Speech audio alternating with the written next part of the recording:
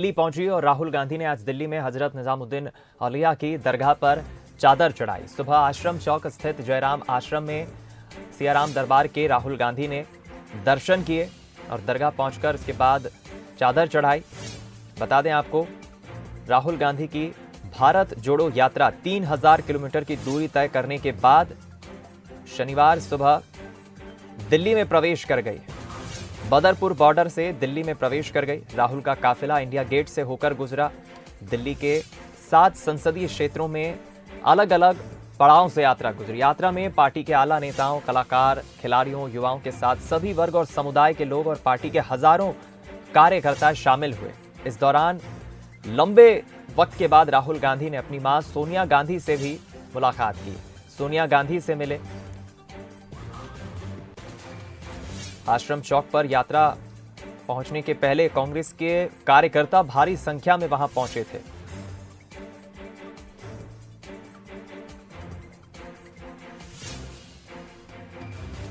राहुल गांधी ने यहां पर पहुंचकर सभी का अभिवादन स्वीकार किया।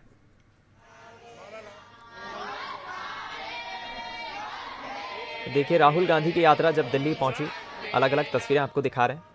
और राहुल गांधी की इस यात्रा में जब राहुल गांधी ने दिल्ली में प्रवेश किया तो उन्होंने कहा कि कुछ लोग नफरत फैला रहे हैं, लेकिन देश का आम आदमी अब प्यार की बात कर रहा है। हर राज्य में लाखों लोग यात्रा में शामिल हुए। राहुल गांधी ने कहा कि मैंने आरएसएस, बीजेपी के लोगों से कहा है कि हम यहां आपके नफरत के बाजार में प्यार की दुकान खोलने आए हैं।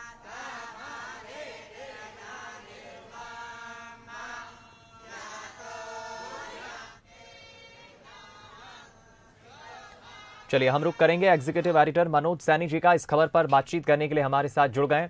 मनोज जी, करीब 3000 किलोमीटर की यात्रा अभी तक राहुल गांधी तय कर चुके हैं भारत जोड़ो यात्रा के तहत। अब देश की राजधानी दिल्ली में यात्रा पहुंची है और देश की राजधानी से ही सियासत होती भी है। कितना महत्वपूर्ण आप इस 3000 किलोमीटर की यात्रा के बाद दिल्ली के सेगमेंट को आप मानते हैं, खासतौर पर राहुल गांधी जब मां से मिलने पहुंचे या उन्होंने चादर भी चढ़ाई, कितना इंपॉर्टेंट? देखिए, तीनों ही चीज इसमें नजर आ रही है, माँ, मंदिर और बाकी यात्रा। लेकिन बड़ी बात यही है कि राहुल गांधी की जो यात्रा है वो अलग अंदाज में दिखाई दे रही। जैसा राहुल गांधी का ये कहना भी रहा है कि हम इस यात्रा के जरिए एक अलग तरह का मैसेज देना चाहते। मध्य प्रदेश में हम यात्रा को कवर कर रहे थे तो यहाँ कुछ रंग अलग था, यहाँ वो भगवा रंग में रंगे नजर आ रहे थे, मंदिर जा रहे थे। हमने देखा ओमकारेश्वर गए, बाबा महाकाल के दरबार में वो पहुँचे हैं। लेकिन जैसे ही दिल्ली पहुंचते, और दिल्ली वो है जहां से हर राजनेता की अपनी यात्रा पूरी होती है। हालांकि उनको आगे जम्मू कश्मीर तक जाना है, जहां जाकर झंडा वंदन करना है, जैसा उनका दावा है। लेकिन उससे पहले आज पहुंचे तो जो वो बात कह रहे हैं आज उसी रंग में नजर आए। आप देखिए किस तरह की रणनीति के तहत राहुल गांधी बढ़ रहे हैं।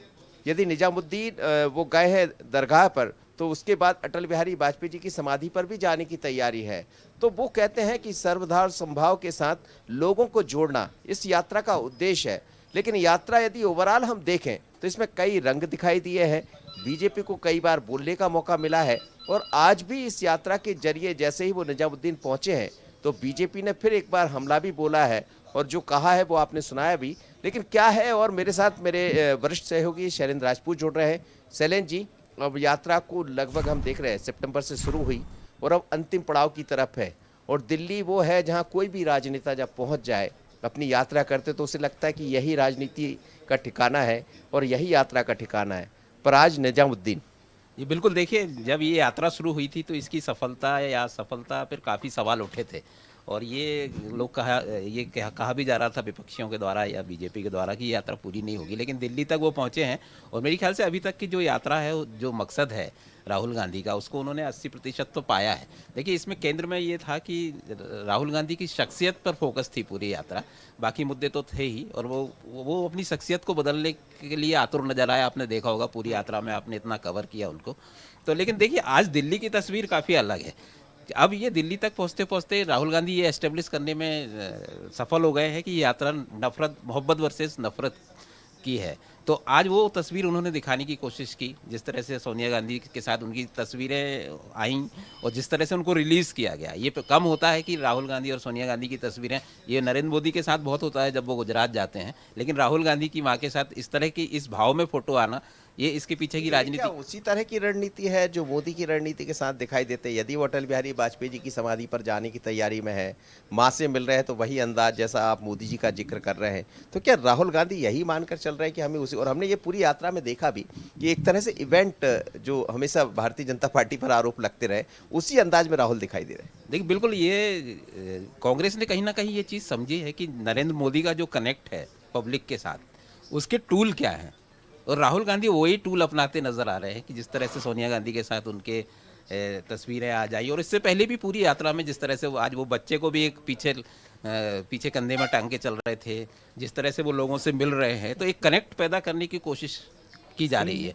और वही अंतर था मेरे ख्याल से बीजेपी और कांग्रेस में कि एक कनेक्शन नहीं बन पा रहा था, और एक ऐसी शख्सियत, खासतौर से लीडरशिप में एक ऐसी शख्सियत जो सीधे कनेक्ट करे, जिसकी बात सुनी जाए और जो लोगों के दिल तक पहुंचे, तो ये कोशिश इस बार राहुल गांधी ने की है और दिल्ली में यह साफ दिखा है। और जहां तक मंदिर और दरगाह जाने की बात है, तो इस पर सवाल जरूर उठा सकती है। नफरत से मोहब्बत, आपने एक शब्द भी कहा है, नफरत से मोहब्बत, लेकिन जब मोहब्बत बढ़ेगी तो मुझे लगता है एक दूसरी तरफ से नफरत तो मैं नहीं कहूँगा, लेकिन दूसरा भाव, क्योंकि बीजेपी के जो बयान है वो आना शुरू हो गए, क्योंकि राहुल गांधी ये चाहते कि एक ये भी छवि बनाना चाहते हैं कि 70% जो आबादी है उसके बीच में जाए कि हम भी मंदिर से दूर नहीं है, और इसीलिए जब कांग्रेस जुड़ती है तो हम सॉफ्ट हिंदुत्व की बात करते हैं, और बीजेपी आती है तो हिंदुत्व की तरफ चले जाते हैं। तो ये हिंदुत्व का जो मुद्दा है ये भी फिर से गर्माएगा। नहीं बिल्कुल, देखिए सॉफ्ट हिंदुत्व को लेकर पूरी यात्रा में वो चले हैं, जो हमने खासतौर से मध्य प्रदेश में बहुत नज़दीक से देखा। और ना सिर्फ वो मंदिर गए, और जो भाव था उनका, आपने देखा होगा महाकाल में आप भी थे, जिस तरह से उन्होंने दंडवत किया और जो भाव थे उनके चेहरे पर, वैसी तस्वीरें पहले कभी नहीं आई। पहले वो एक औपचारिकता करते दिखते थे, लेकिन इस बार इस पे काम किया उन्होंने कि कैसे मंदिर में। आज की तस्वीर, आज की तस्वीर भी जिस तरह से जो भाव है, तो ये कहीं ना इसमें ये बात है कि कांग्रेस समझ रही है अब चीज़ों को कि उसका फेल्यूअर का कारण क्या रहा पिछले 2014 से अभी तक, वो किन किन मुद्दों पर बीट होती आई। तो ये इस पे मेरे ख्याल से बहुत काम हुआ है इस यात्रा पर। सिर्फ यात्रा नहीं हुई है, इसका पूरा मोड को दिखाने पर भी बहुत काम हुआ है, और खासतौर से मुझे लगता है मध्य प्रदेश की इसमें भूमिका रही, खासतौर से दिग्विजय सिंह की। तो एक भाव इसमें दिखता है कि जो मिस कर रही थी कांग्रेस, जो पॉइंट मिस कर रही थी, उनको पकड़ने की कोशिश की है। और दिल्ली तो सबसे खास जगह है। आज दिल्ली पहुंच गई यात्रा, इसके बाद मेरे ख्याल से 9 दिन का गैप है, उसके बाद 3 तारीख से फिर शुरू होगी। तो दिल्ली में पूरी ताकत दिखाने की कोशिश इसलिए भी है कि 9 दिन के बाद कोरोना किस स्टेज पर होता है, यात्रा कैसे आगे बढ़ती है नहीं बढ़ती है, वो उस पर बहुत कुछ निर्भर करेगा। तो आज पूरी तरह से वो दिखाना चाहते हैं कि इस यात्रा का जो मतलब पीक है, और राष्ट्रीय राजधानी में तो होना ही चाहिए, और वो दिखाने की कोशिश आज कांग्रेस कर रही है। जी बिल्कुल बिल्कुल दीपक, और देखिए नफरत से मोहब्बत की बात हो रही है, बड़ी बात यही है कि जनता की मोहब्बत कितनी दिखाई देती है। क्योंकि देखिए भले ये कहा जाए कि पूरी तरह राजनीतिक यात्रा है, इसमें हर वर्ग को जोड़ने का प्रयास किया गया, लेकिन कोई राजनेता जब यात्रा करता है तो वो राजनीति से जुड़ ही जाती है, और उसमें ऐसे अलग अलग रंग दिखाई दिए। तो मुझे लगता 80% जो बात जैसा सैलन जी भी कह रहे थे कि उन्होंने अपनी छवि निखारने में, जो छवि पुरानी रहा करती थी उसको बदलने में जरूर उन्होंने, और काफी हद तक मनोज जी ये बात भी साफ है कि राहुल गांधी बिल्कुल जिस मंशा के साथ इस भारत जोड़ो यात्रा को निकालने की पहले बात कह रहे थे, लगभग अब दिल्ली पहुंच चुकी है। काफी हद तक वो इस यात्रा में सफल भी हुए। मैं लौटूंगा आपके पास, वन बातचीत जारी रखेंगे, लेकिन उसके पहले देखिए बीजेपी लगातार राहुल गांधी के इस भारत जोड़ो यात्रा को लेकर कई सवाल खड़े कर चुकी है, काउंटर अटैक भी करती है, सवाल भी पूछती है, तंज भी कसती है। रजनीश अग्रवाल ने, बीजेपी के नेता हैं, उन्होंने एक बार फिर तंज कसा है। उनका क्या कुछ कहना है राहुल गांधी के आज दिल्ली पहुंचने पर, पहले सुनाते हैं आपको। कभी टोपी, कभी टीका, कभी फादर, कभी चादर, ये दरअसल किसी के सगे नहीं है। इनकी निष्ठा, इनकी आस्थाएं किसी में नहीं है।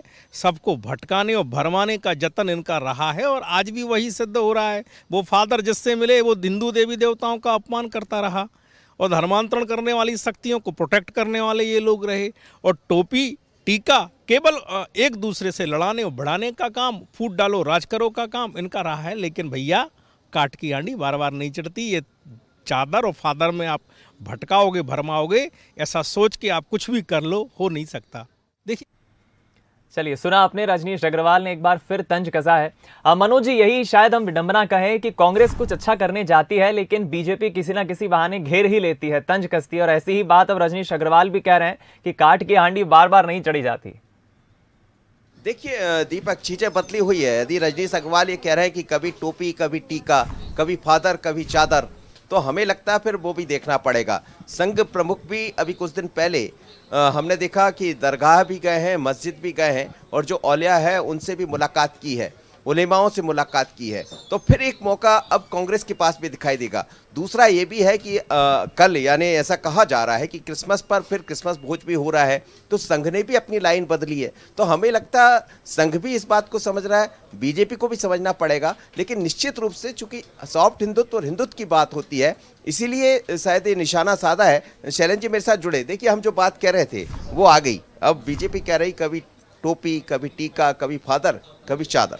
बिल्कुल इस मुद्दे पर तो घेरा जाएगा, क्योंकि देखिए ये कॉन्सेप्ट की लड़ाई है। विचारधारा के मामले में बीजेपी का एक स्पष्ट नज़रिया रहा है और वो उसको कहती रही है। लेकिन आपने देखा होगा पिछले 8-10 सालों से एक आइडियोलॉजी क्राइसिस से गुजर रही थी कांग्रेस। बहुत से मुद्दों पर वो स्पष्ट नहीं थी, तो अब वो भी स्पष्ट करने की कोशिश है इस यात्रा के दौरान। लेकिन हाँ, इस मुद्दे पर घेरा जरूर जाएगा। जब घेरने की जब बात आएगी तो फिर संघ भी आ जाएगा, वो भी तो जा रहे हैं, वो क्रिसमस भोज करने वाले हैं। ये देखिए, ये कहीं ना कहीं असर है कि ये दो तरफा मामला है, क्योंकि संघ ने भी देखना अब 2014 के बाद अपनी रणनीति बदली है।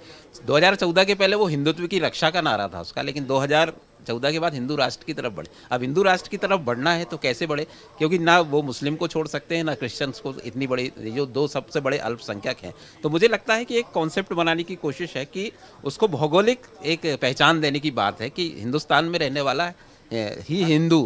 हाँ, चलिए एक बात तो साफ है मनोज जी, इस बातचीत उसको से इतना तो हम समझ सकते हैं कि चाहे बीजेपी हो चाहे कांग्रेस हो, हर वर्ग को साधने के लिए दोनों ही राजनीतिक दल लगे हुए हैं। आरोप प्रत्यारोप का दौर भी जारी है, लेकिन सफलता किसे मिलती है 2023 के मध्य प्रदेश विधानसभा चुनाव के परिप्रेक्ष्य में या 2024 के केंद्रीय लोकसभा चुनाव के परिप्रेक्ष्य में, ये देखना होगा। बहुत शुक्रिया आपका हमारे साथ जुड़ने के लिए, बातचीत करने के लिए इस खबर पर।